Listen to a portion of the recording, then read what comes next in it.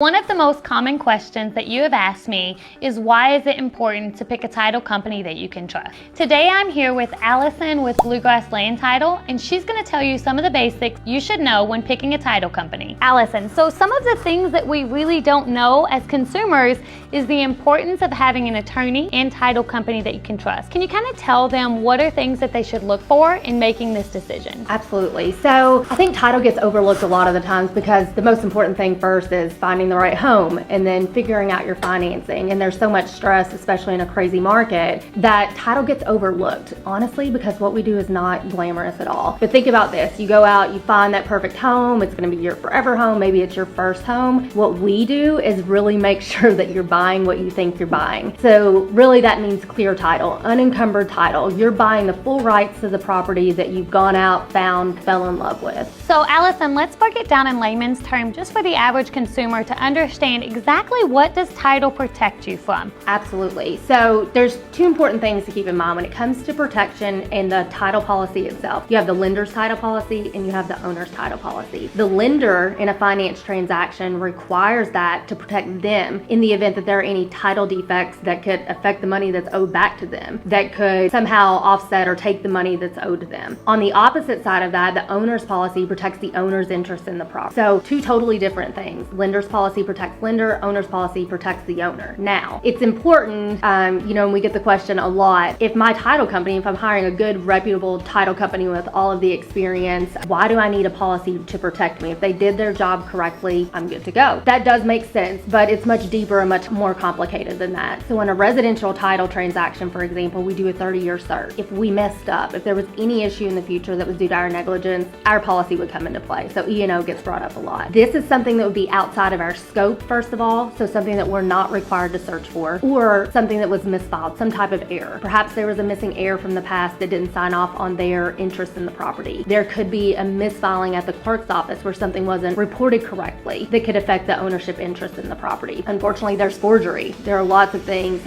with deed fraud that could go awry as well. So these are things that are outside of our control that we could not catch, where the owner is totally protected.